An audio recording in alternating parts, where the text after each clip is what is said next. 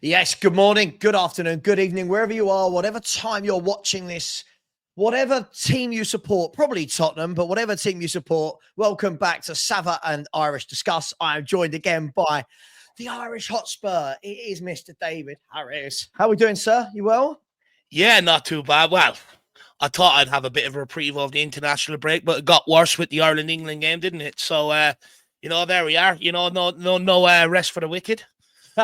Yeah, absolutely. Do you know what? I thought it was quite strange because I thought Ireland were magnificent defensively in the first half. I thought they cracked it. And then the red card just kind of killed all the game from an Irish perspective. But hey ho, listen, it is what it is. Dave, I'm quite happy. Premier League is back. We hate it when it's here. We love it when it's here. We hate it when it's gone. We love it when it's gone. It's back. And a nice easy game to ease back into the swing of the Premier League. We have got Manchester City at the Etihad. And Dave, we've got lots to talk about because normally you go into these games, Man City are on insane 20-game winning runs. They're not this time. They're not. And Carl Walker actually said in an interview after the loss to Brighton, don't know if you saw it, Carl Walker turned around and said, if ever a team needs an international break, he went, it's Man City. Dave, what do you make? Man City coming up. Pep Guardiola's just signed a new contract last night. He said to everyone they were going to be different the other side of the international break. Spurs are off the back of 2 defeats as well. How do you see all of this panning out? And are you excited? Do you know what? The Spurs fan in me says, on our day, we can take Man City. It doesn't matter where, right? We sort of have that look, we are Guardiola's kryptonite to a certain degree. But when I look at it objectively and I take my Spurs hat off, right? Man City weren't in form heading into the international break. I think they dropped points 4 games on the bounce. That's unlike Guardiola. And I do think that new contract is sort of an attempt to get players back hungry at Man City. Don't get me wrong, they've had a lot of injuries, but I think with this sort of speculation around Guardiola's career at the time, I think maybe there was a drop-off in intensity and stuff like that. So I think that contract was to reignite their title push this season. So I'm a bit wary heading into this game. I think we're going to be playing a wounded Man City, which is a dangerous Man City. They're going to want to put goals by us. They're going to want to make a statement off the back of this international break and put their name back in for the league title. So I'm a bit weary heading into this game. I'm a bit nervous, Savva. I can't lie. Yeah.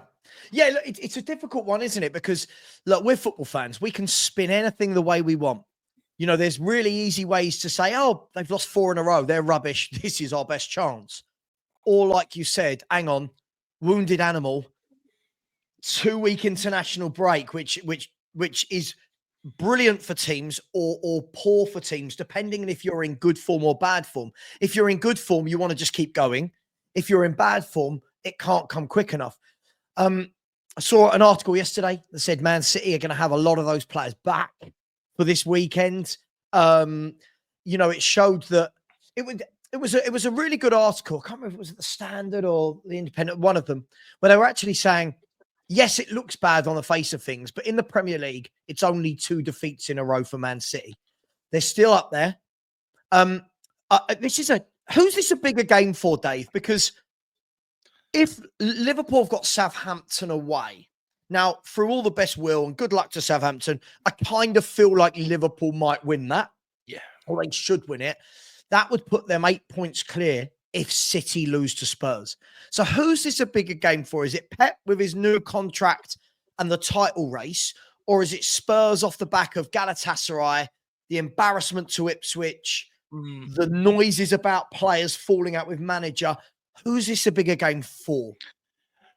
You know what? I think, don't get me wrong, it is a huge game for Man City. They do want to sort of kickstart their season. But even if they don't beat us, they're going to kickstart it at some point fairly quick after. Yeah, sure. I think this is a huge game for Tottenham Hotspur. And I think it's a huge 5-6 games coming up for Ange Postecoglou and the project in general. Look, I do think sacking Ange is a bit premature right now, considering there's 3 points between third and 11th. I think the next 5 games will sort of tell me everything. You've seen rumours come out over the international break of Adoji, Bentancur, Vicario, and Romero, with a bit of discontent towards Ange Postecoglou. That usually spells the beginning and the end. We were here under Joe Conte Nuno when rumours like that started circulating.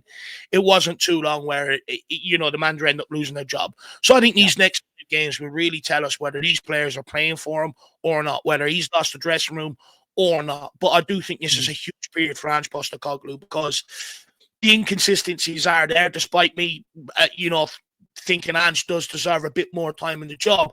Can't be naive to see that the inconsistencies are there, and it's very frustrating. How can you go from beating Man City and Aston Villa to the performances that we put in against the likes of Ipswich, Galatasaray, and Crystal Palace? It's not good enough. So I think these next 5 games are very important because, look, whether people want Ange in the job or not, it's a results-based business, and for me, the pressure's mounted on him. It's mounted not only from the Spurs fans, but the media are starting to put the pressure on him and stuff like that. So I think we need to go on a little run. And do you know what? I know we've got tough games coming up. We've got Man City away. Then you've got Rome at home in Europa League. Then you've got Fulham at home, Bournemouth away, which they've took scalps there. And then you've got Chelsea, and we all know our record there. But there's no room for error here for Ange Postecoglou or the Tottenham players. That was gone when they lost to the likes of Ipswich, Crystal Palace, and teams like that. So they have to now go and put on a run, just like Man City, and they see it as a time to put on a run to go for a title. Now it's our time to put on a run and make claim on what we want to do this season. Yeah, I can't disagree with anything you've said there. I mean, look, if we look at it from the Man City point of view, how you started there. Yeah, look, listen, I've seen people saying over the last month that, is Pep in danger of getting sacked? Let's be brutally honest. If Pep turned around now and said, I'll sign a 10-year contract, Man City would sign him up to a 10-year contract. That's what happens when you're the best manager in the world and you've got credit in the bank, right? And we're not talking about one league title in the bank. We're talking about what have they won? 4? They've won the last 4, have they? Is it 4 or 3? Yeah, exactly. So for me, this game, it's massive for City in terms of they can't. You still feel at some point, even if City lose to us, that they'll go right. Normally it happens in January. Normally their run happens in January. This year, though, it needs to start a bit sooner, but they've got the players to do it. As far as Tottenham are concerned, you're right. It is the up and down nature of the form. And Dave, the thing for me is, look, I'm not going to sit here and have an Ange out conversation. It's pointless. People keep saying to me, give him till the end of the year.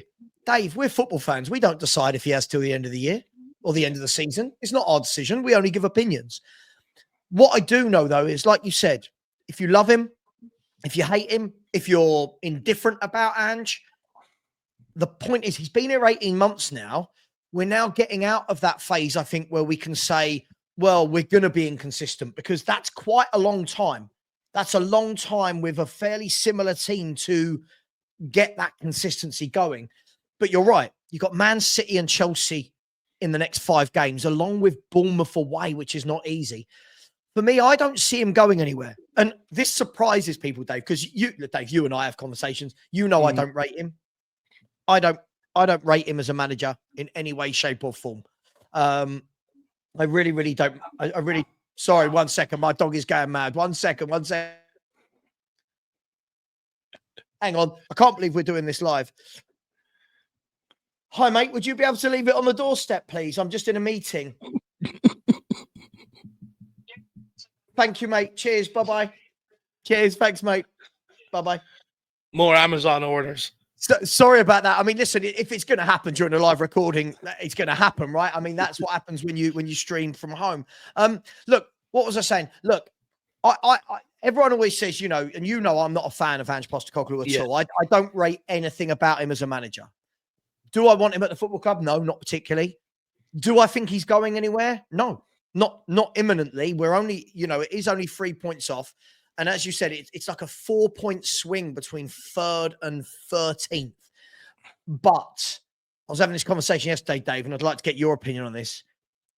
Hypothetically, if we were to take a couple of big hammerings away at City, home to Chelsea, Do you think that would be the final straw for a lot of fans, and therefore the noise would grow, and then the media grumblings that are growing will grow even bigger? What do you reckon? Do you know what, Sav? We're in a bit of a weird space at the minute because a lot of Spurs fans don't want to sack. Well, not a lot. I think it's 50-50 out there, to be fair, Angie and Ange out. But there is a big portion of the fan base that don't want to sack another manager yet, Yeah. Cool. Just purely because of the perpetual cycle that we've been in. Yep. But I do think, the Chelsea game, it's a derby. Despite our record going into it, if we get beat heavily, fans will not accept another big, heavy defeat to a London rival. Man City to the same degree. I think if we get beat heavily by Man City, honestly, I think we struggle to claw it back or get ourselves out of that sort of pit that a big defeat can put yourself in. So I do think it could spell the end, because look, that I don't think Daniel Levy actually has plans to sack him at all. I think he will. I think right now he's probably going to willing to give until January. But if results don't go your way and, over this next period, there's not going to be that close gap between 3rd and 11th. That's going to dwindle down. So over this next period, if we don't pick up results and put them on the board, we probably are looking at about maybe 10th in the league off the back of that, maybe worse. That's when the fans come in heavily. I think you get more and more fans showing their dissent towards it. And that's where the media will be like vultures. We already know there's an anti-establishment Tottenham or anti-Tottenham established media out there. They're just going to circle like vultures, and they're going to keep piling on the pressure until he's gone. Because nobody outside Tottenham fans actually want to see Tottenham do well. Everyone wants to see us keep being in this tailspin, chasing our tails. But to answer your question, I do think big defeats there, I think, and the Bournemouth game, I think it could spell the end. Yeah, I completely agree with you. I don't think Daniel Levy has. And again, I always separate my opinion from what I think is going to happen. I know a lot of fans watching don't hear that coming out my mouth, but whether I like him or not doesn't determine whether or not this manager stays at the football club. Dave, you called it at the beginning of the show. It's a results business. The results will determine, with not Ange, any manager. And I want to talk about what you just said there. Yeah, look, the cyclical nature, I love that word, the cyclical nature of Tottenham firing managers. It's a delicate balance, Dave, because I agree. How do you get stability, sustainability? How do you get any momentum when you keep firing managers? However, the flip side of that is, does that mean then you just keep managers if they're doing poorly? And the biggest thing for me, which I struggle with when trying to find a reason why I would keep him myself, is if we were seeing this, Dave, it doesn't have to be that. We were just seeing a steady growth of away form, of less defeats, maybe converting a few of those losses into draws. I might start to go, okay, cool. Listen, he's not my cup of tea, but there are gradual. The problem is, Dave, every metric, the number of defeats is overwhelming. If we're honest, the number of defeats we've lost in this last year is almost what I would expect from Wolves. It's what I would expect from Crystal Palace. Like, no offense to those clubs, but it's 17 defeats in a calendar year is what I would expect from Crystal Palace and Ipswich. So for me, that's where I struggle. Does that make sense? Just yeah. I can't see the green shoots for me aren't there. Do you know what? I understand your point you're making. Look, two things on that. I think, first of all, at Tottenham Hotspur, I don't think we hire bad managers. You look at Jose Mourinho. He's won everything in the game, and even when he left Tottenham, he went on to win a Europa Conference League that we got knocked out of and embarrassed in. You look at Antonio Conte, look at the job he's doing at Napoli and all the jobs he's done before Tottenham. Tottenham's the anomaly sort of on his CV. Even Nuno, I know people are going to cane me in the comments, but look what he's doing with Nottingham Forest now, and look at the job he's done with Wolves before that. Left Tottenham, went out to Saudi, won a cup out there. And look, even Ange Posta, I know you don't rate him, and I know there's a lot of people out there, but you look at his CV, he's won everywhere he's been. Sure. So I think when I look at that, Tottenham don't hire bad managers, but I do think that we're seeing a bit of a chameleon act from Daniel Levy to a certain degree. And what I mean by that is he'll initially help managers out. But when they, off the back of a good season, look like, yep, they can really go on and push, I think he pulls the reins in a little and changes tack. Still spends money, but changes tack. Like, I do take the argument. Are there improvements from last season heading into this season between Ange Postecoglou? I think it's hard to make the argument that there's been a lot of change. I still think we're seeing, the inconsistencies and stuff like that, like you spoke about. But here's where I think me and you differ a little bit. I don't think Daniel Levy done enough this summer to help him push the squad on to be able to put it in place, to be able to show. Do we not? Okay. No, Dave. Whoa. I listen, we streamed a lot in the summer. I said, I thought we had an appalling transfer window. But the thing is, Dave, not you, I'm consistent with my opinion of, I thought the transfer window was crap. What makes me laugh is it's the number of fans out there who, when I was saying all summer, this is a really bad window, is no, this is brilliant. This is the project. Gray and Bergvall are ready. They're amazing. They're going to come in and transform our midfield, and Odegaard this. And it was okay. Cool. Now it's not gone well.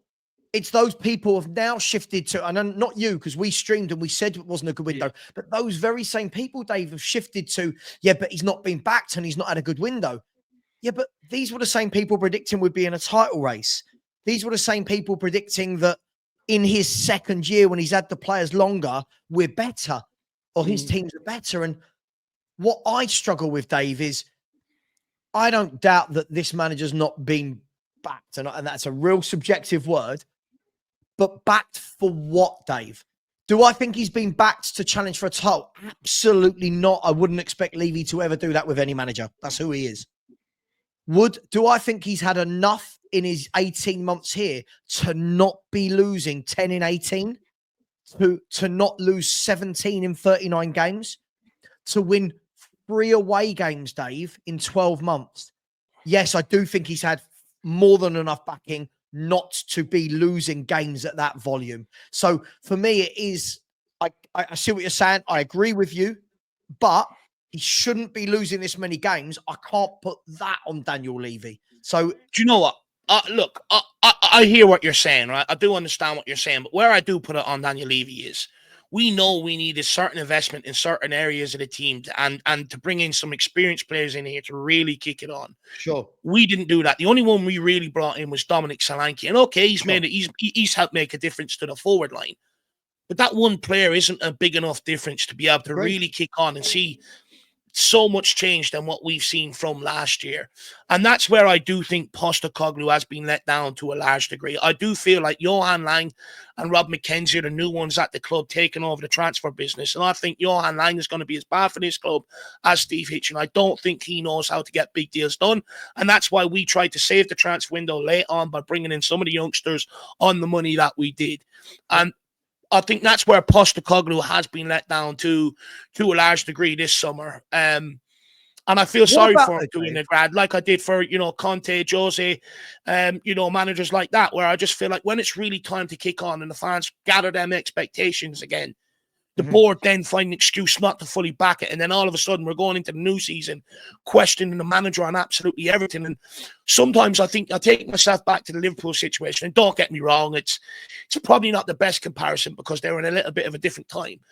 But when under Jurgen Klopp, there was a time where Liverpool were very inconsistent. They were high-scoring games, conceding a lot of goals. But the narrative and the conversation around wasn't sack Klopp, get him out, this, that, and the other. It was go and get him what he needs. And Liverpool, in fairness to them, in a January transfer window, I believe, what was it, dropped over 100 million on Van Dijk and Alisson. And look at the improvement it really made for them moving forward. And I think that's where Postecoglou was let down in the summer, where we could have had injection like that, and we could have really kicked on this season.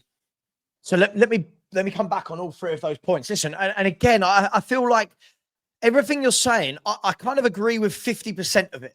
And then I look at my stance on it. And I like this, Dave. That's why when me and you have a chat, I like it that we kind of meet in the middle and stuff. Yeah. Look, Daniel Levy, for me, by the way, I've been Daniel Levy out since October 2007, right? So we're nearly coming up to 2 decades of me not wanting this owner. So I don't give him any leeway or credit when it comes to anything.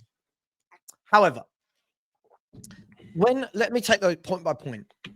Ange Postecoglou doesn't help himself, because when we're saying that we didn't give him the players he wants, the players he needs, and the leaders, Ange Postecoglou comes out and says ridiculous things like, Agree.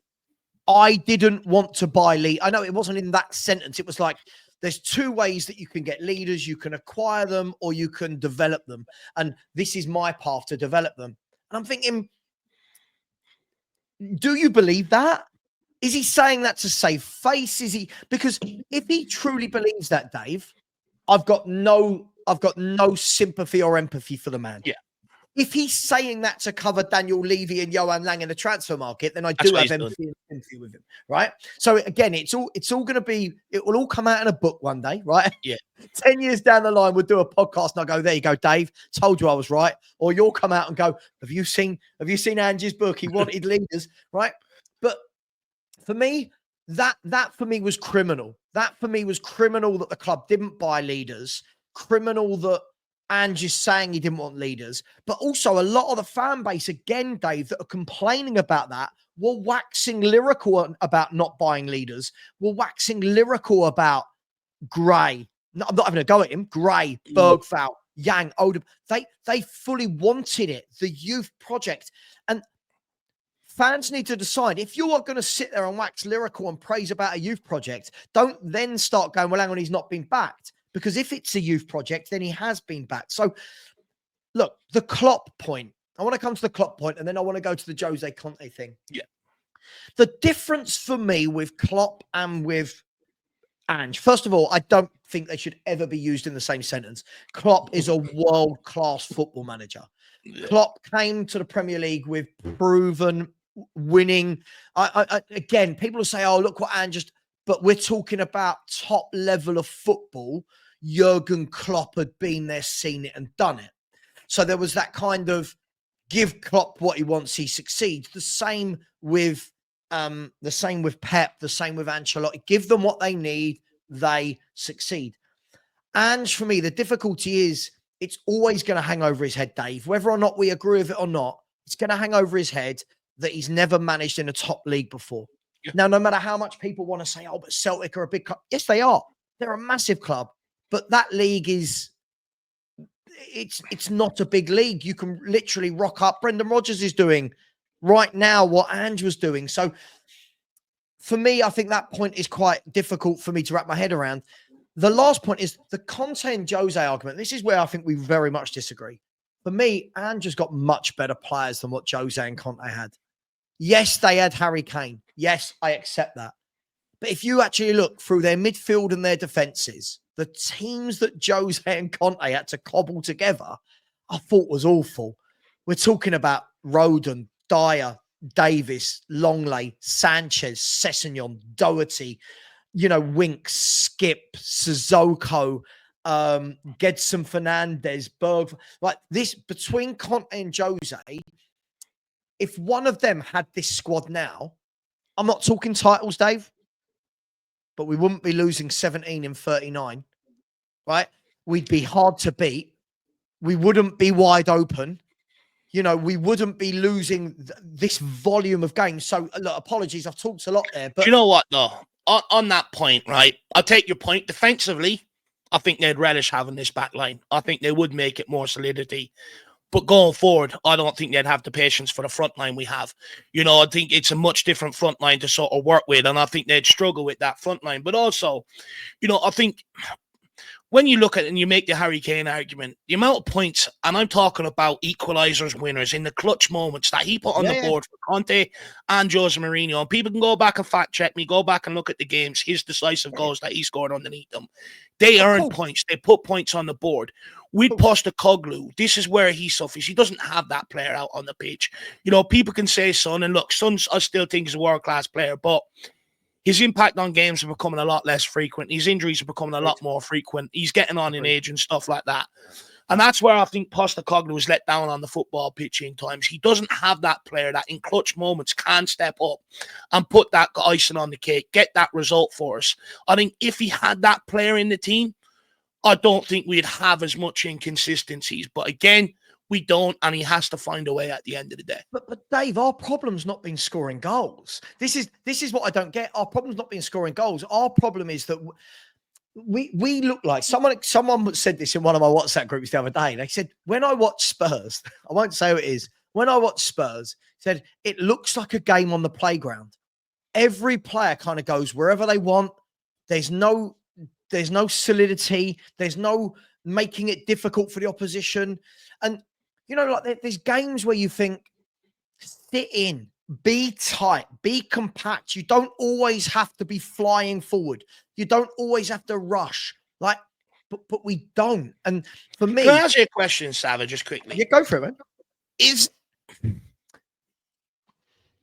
Is modern day football a little bit different than that? Because I understand what you're saying, right?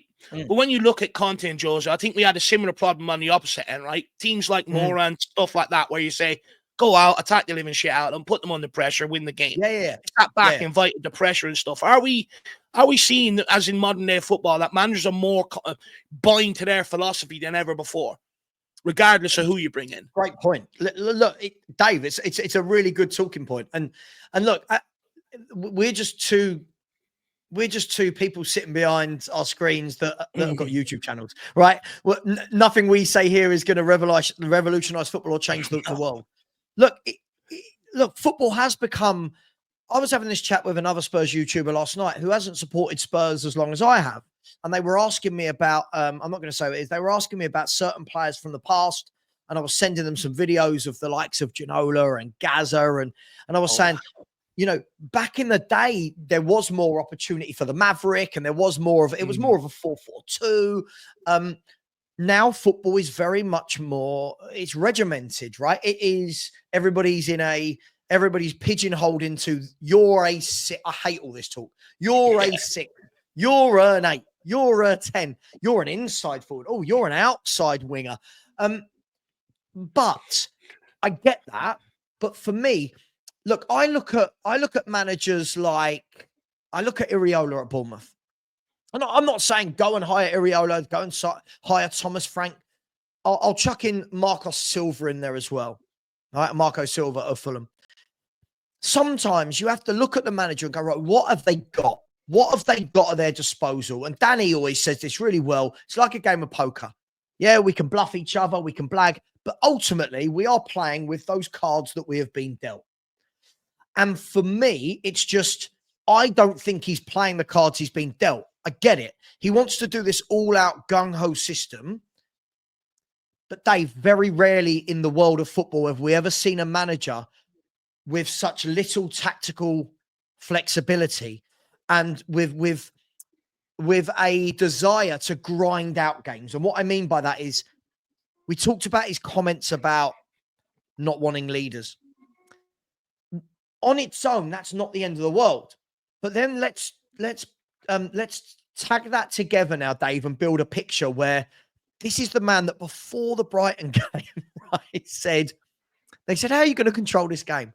I don't want to control it. We want to keep it open and entertaining. Now, never more did that ring true than when you're 2-0 up at half time, stay wide open and lose 3-2.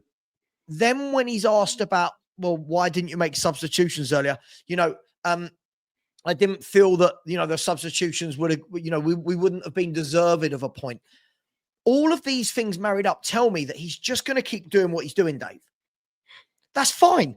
That's absolutely fine. That's his philosophy. But you're not telling me that you've ever seen a very successful team in football play like this. And this is the point. Who? No one does this. No, I agree. But I do think when you look at a lot of new managers off the block, they tend to be more attacking and try and reinvent the wheel and stuff like that. Sure. But, I'd also say I remember under Southampton, was it Antonio Conte or Stellini? I think we were, 2-0 up with 10 minutes to go. We ended up throwing the game away. Under Jose Mourinho, there was plenty of times where we winning games and we were playing that defensive football, trying to see out results. We ended up throwing. No, I get it. I get it's different players, but we could bring in a more pragmatic manager now, but I don't think he's going to get as much out of the forward line as Ange Postecoglou is. We can play more pragmatic, but I just think you've got a lot more worse forward line than Harry Kane and Son. So I struggle to see how that's really going to work for us. I believe, and look, call me a conspiracy theorist, whatever you want. When I look back at Daniel Levy, right, he had an absolute great attack, but brought in a defensive managers. Why? Because he knew he didn't have the defense, so he catered towards it. Now he's got a good defenders, but he knows he's got a bang average forward line. That's why he's brought in an attacker manager to put them in as many positions as he can. Goals. They're scoring goals, Dave. Now, but that's because the way we played, the opportunities and the amount of times we put them in that final third. Law of averages, you keep giving Johnson enough opportunities in that final third. Eventually, he's going to assist or score a goal, right? But you bring in a pragmatic manager, a more defensive manager, that becomes a lot less. Then all of a sudden, you're getting maybe 2 or 3 attacks during the game. That quality's not there. It's going to absolutely cost you. Agreed. I mean, I think one thing that needs to point out here is I do feel sometimes, though, when the word pragmatic is used, I do think people associate that with defensive. And for me, I think pragmatic managers are the ones that realize you've got to be organized all over the pitch. And my biggest criticism of Ange is we look so disorganized. And whether or not we're going to say he's been backed, look, the word backed is, look. I would say in Postacoglu's case, continue to be back. First summer he was back. Last summer he wasn't. So continue to be back, I would say. But the worst thing for me, Dave, and I want to show you something in a minute, but the worst thing for me is if I look at that 11, and let's be fair, you said it, Solanke is the one that came in the summer, and that's the guy that everyone's saying that's the guy he wanted. He said it. This was the striker I wanted all summer. All right. So you brought in Solanke. That means the rest of the players have now had 18 months to learn your tactics. You've had 18 months, not you. Ange has had 18 months to drill the defense. He's had 18 months to plug gaps. He's had 18 months to make us hard to beat. The problem is, Dave, nothing's changed from that perspective. And look, we can look at all underlying stats that we want, how we can see goals. But watch us in open play. I'm watching how Ipswich got in behind us time and time again and going, that shouldn't happen. That should not happen. No offense to Ipswich and credit where it's due. I thought they were brilliant to a man. But their manager, McKenna, who a year and a half ago was managing in League One, realised, you know what? If we get behind Porro and Udogie with our wing-backs, we're in here. Now, I want to ask you a question, Dave. Because all football fans will turn around and go, we should play 4-4-2, 4-3-3, 4-2-3. For me, I said this at the beginning of the season. I know you've seen this before. And when I'm putting these two up, I want people to just take away for a minute who your favourite player is in a position. Forget the players for the minute. More look at the tactics. When I look at something like this, Dave, and sorry to cover your beautiful face, but when I look at something like this, for me, if I'm a manager going into Tottenham Hotspur, I'm looking at this and going, this makes sense and makes us more solid. Because I actually think we look better, Dave, on the transition. I think if you look at so many of our brilliant goals this year, it's not been when we're all out possession in the final third. I think it's when we spring from our own half. Now, this formation here allows, first of all, you've got I'm not teaching anyone to suck eggs. You've got 3 centre-halves. You've got a bit more defensive solidity. Dragusin doesn't have to be a ball player. He can be the guy that sits in there. He wants to do all the dirty work and do what a traditional centre-half does. You've got Romero and Van der Ven, ball-playing centre-halves, but that can cover the gaps in behind Udogie and Porro.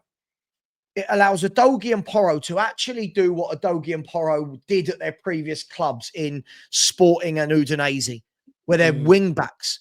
Not inverted, get wide, width. Get them wide. Bentancur and Basuma, now neither of them has to be a 6 because neither of them are by trade. Yeah. You've got box to boxes. And again, Chuck Sarin, whoever you want. Bearing in mind, I put this together before the beginning of the season, right? This was not now. But what it does for me, and this is the most important part, is it allows Solanke to be a target man. It allows Son to do what he does best and get in and around that box to finish. Because that is what he is one of the best in Europe at, finishing. It's not taking players on anymore. It was, but it's not now. And the big one for me, Dave, is it allows Maddison an actual opportunity to be a playmaker, to be the number 10, to turn on the half swivel, playing Son and Solanke. Now, you can obviously, we've got lots of games. You're going to rotate. Kulu's going to come in and out. So is Sarr. And yes, I know the first thing people will say, oh, we need more defenders. Yes, we do. I look at that, Dave, and I just think that would have us so much more difficult to beat, pragmatic, but allows us to go forward with numbers. Porro, Udogie, Maddison, Son, Solanke. For me, it just screams that formation. And that, tell me I'm lying, Dave. You tell me I'm lying, Dave. All right, Irish Hotspur, you tell me. Conte and Jose wouldn't have done that with this squad. You tell me they wouldn't have adopted that. I'm not sure if Jose would have played the wing-back system. Conte definitely would have. And look, when you look at Porro and Udogie, right, they were signed for Antonio Conte for a wing-back system, 100%. And look, the obvious argument I was going to make is just this season, we just don't have the defenders across the back line to carry that. We just don't this season. You know, you bring in Ben Davies at left side of centre back for a game, you're still playing Udogie out there at left back, vice versa. I don't think we've got enough defenders to cover that. Also, great. I'll be brutally honest. Don't get me wrong. I think Radu Dragosin has a lot of time. I'm not convinced by him yet. Don't get me wrong. Defensively, I think there's definitely a player in there. And I think given a bit of, a couple more years in the game and he becomes 24, 25, I think you're going to see that sort of real animal across the back line really emerge, you know. But in terms of in possession, which I do think is important for modern day football, regardless of the manager, I'm not quite so sure he has it. But that's what he played at his last club, Dave. This is the thing, right? At the moment, no, I agree. It goes down to the crazy recruitment, right? That we spent all of January last year. Do you remember? We were all celebrating. Oh my God, we beat Bayern Munich. We beat Bayern Munich to Dragoshin signing. Now we're all going, is he right for Ange's system? But in that system, and I'm not saying Ange will play this, but maybe the next manager will. For me, that just allows Dragoshin to be the guy where you go, you know what? Almost like, and I can't believe I'm going to say this, almost like I would play Harry Maguire in a back three. I'd never want him in a back two, right? If does that make sense? I want Harry Maguire in a back three, and I'll just say, Harry, get your head on everything. Be the lot, get your head on everything. Let the others do the playing. Look, it doesn't have to be exactly that. There was another one, Dave, I'm not going to go through this one, but again, there was another one where you could do a 3-4-2-1 and Kulu can come in. And I just feel that this manager doesn't try anything. And that is why I don't rate him. It's not that, oh my God, and by the way, this isn't personal. I know lots of people want to put this on me. Oh, you hate him. There's an agenda. I don't hate him. I just don't rate him. And I want to see some things tried, Dave. I want to see, you know what? Say for the next 5 games, for example, are tough. Let's do that. Let's give it a try. Let's see how Porro I think Porro and Udogie are wasted. Do you know how many big chances Porro has created all season? Not a lot from the CNI test, in my opinion. Am I wrong? 1. Porro should be, and I'm not knocking Porro. Porro should be as wide as you like, getting down that line and whipping balls across to Solanke and Son. Udogie, the same. But what we do is, you know this, Dave, what we do is we get them in, they go so far up the pitch, cut in, lay it off 5 yards to someone else. Now, I just feel like there's so much more that could be done with these players. Again, the reason why not winning a league. The reason why the fullbacks are inverting, whether people agree with it or not, just maybe a reason why they're doing it, is when you look at it, they pull inside, which then when our centre-backs get the ball, it means they can get the ball to the winger a lot quicker and get them in a situation where they're one-on-one with the fullback. The problem is, we don't have wingers that really want to beat their man and can deliver that decisive cross. You know, like you said, Son, the days of him, like that Burnley goal we seen, the days of that, it's gone, right? You look at Johnson, he's an inside forward. He's not a guy that can get on the ball, beat a man and cross the ball. And that's where our problem lies. I don't think we've got the right wingers that are suited 100% to this. Or we don't have the balance as well. If you have Johnson on the right, fine, you can have that inside forward. You've got to have a guy on the left end that is a bit different, that can get on the ball, cross the ball in for the likes of Dom Solanke. I think the balance is a little bit out. But look, maybe, Dave. I don't like the back three. I'll be honest, Savva. I hate a back three. I just, for me, it just screams pragmatism, and I do not like it. But I'm biased. But Dave, look at some of the top teams across Europe. Look at how these teams across Europe. Look at Leverkusen, the German champions. Look at Atalanta. They won the Europa Cup, the Europa League last year, playing wing backs or 3-4-3, whatever we want to call it, playing attacking football with it. Atletico Madrid use it. Inter Milan, one of the hardest teams to beat in world football. If done properly, it's not defensive. Will Spurs fans have it though, Savva? Because Conte had it and no one liked it. They said we were weird. Yeah, but different. Again, this is the problem. We're associating a formation with one manager. Conte's version of wing backs is very different to how other managers use it, right? The three at the back, as I said, it allows you to go forward with 2 wide men, 2 forwards, and a playmaker. You got 5 attackers, and whilst having 5 at the back, Basuma and Bentancur, for example, can pick and choose what they do, but it always leaves you with 3 men at the back rather than 2 who are 30, 40 yards away from each other when the ball's played over the top. Look, Dave, I'm not going to die on a hill for playing 3 at the back. I'm just offering something. I'm just looking for something. At least you're not criticizing and not offering any solutions. At least you're offering solutions. But like I said, this conversation, I'm the wrong person to have the back three conversation with because I'm biased towards it. I think it's too pragmatic. I don't like it. Watch Atalanta.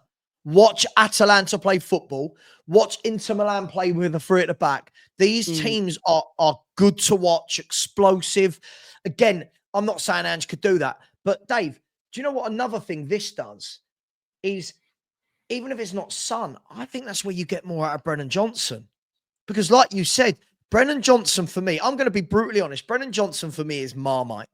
I think Brennan Johnson's a terrible footballer when asked to do something on the right with the ball. I think Brennan Johnson's a good finisher when he gets opportunities in front of goal. For me, that seems obvious. Do more to get him in front of goal and less to give him the ball out wide right. Because, Dave, if you're a left back and you're up against Brennan Johnson, let's be honest, you're quite happy. You know he's not going to try and take you on. Easy day. Yeah, easy game. So he's not going to look to skin you. Let me ask you, for the last five minutes or so, because I don't want to go on forever. Even the press, though, are starting to take the piss out of us. You alluded to this earlier, Dave. Once the media start getting hold of players being unhappy, again, people will say I'm spreading negative. I'm not. I'm just saying that's what's being reported. Football Insider. They're the ones you go after, not any content creators. Yeah. Well, the problem is what it then does is something like this. Let's see if this has come up on the screen. There we go. So even now, the whole kind of Dr. Tottenham thing is being run with by Sky. This is Sky Sports. What was that? 10 a.m. this morning, was it? 10 a.m. saying, will Dr. Tottenham strike again? Dave, like you said, I'm not saying the manager's going anywhere anytime soon. But all the noises, the division in the fan base is huge. All the noises in the press. You've had the Bentancur situation. We've got hardly any defenders fit. It just all feels at the moment like it's one of those sliding door moments where it's like we're a mess, and we either come through this fighting and stick 5 wins together, or we do what we normally do and we end up losing 3 of the next 5. The manager goes and we're back at square one. Is that fair? Is that a fair judgment? No, I think it is. I think it is a very fair judgment. I think, right now, if I'm Posta and the players, they all spoke about, heading into this season about the want to win trophies. So you've got common ground there.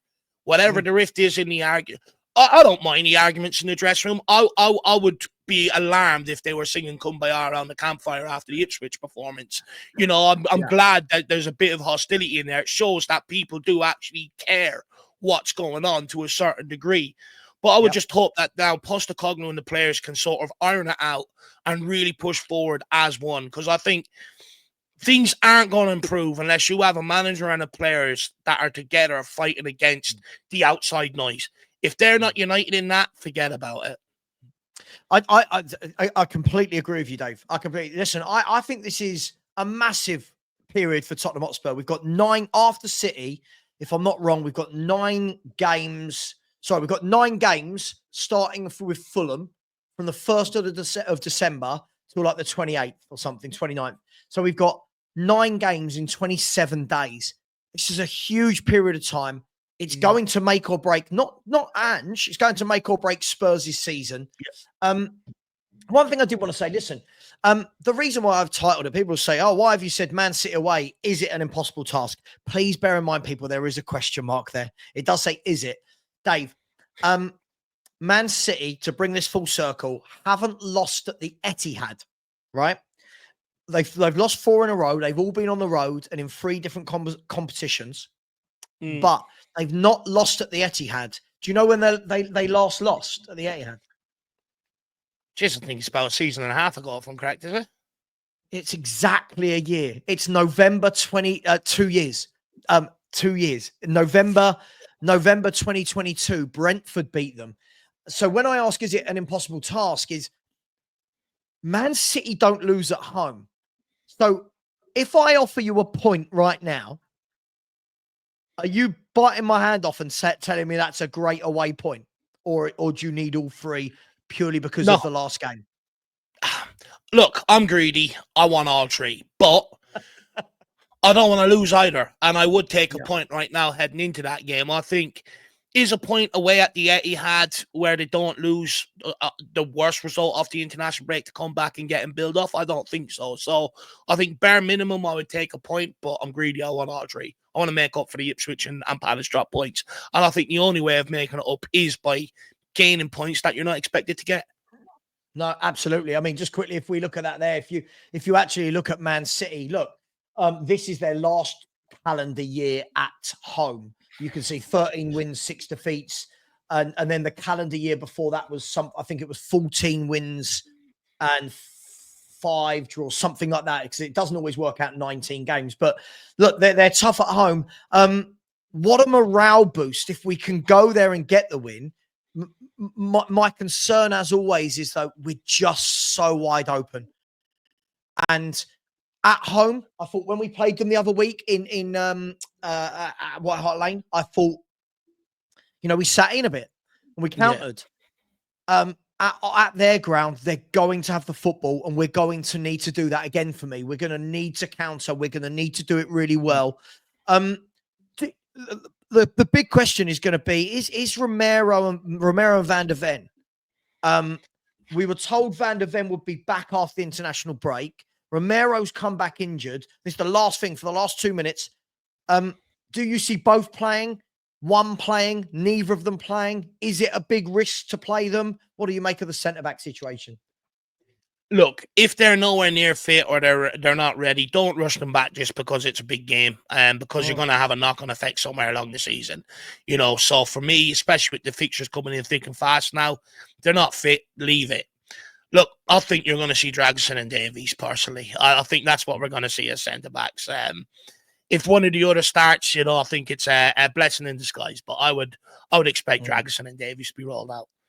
Yeah, and dare we just mention for the last 30 seconds, I mean, the difficulty is most teams you go, oh, okay, we can get away with it. But Erling Haaland is in fine goal-scoring fettle. He scored in his last 4, I believe, in all competitions, last 3.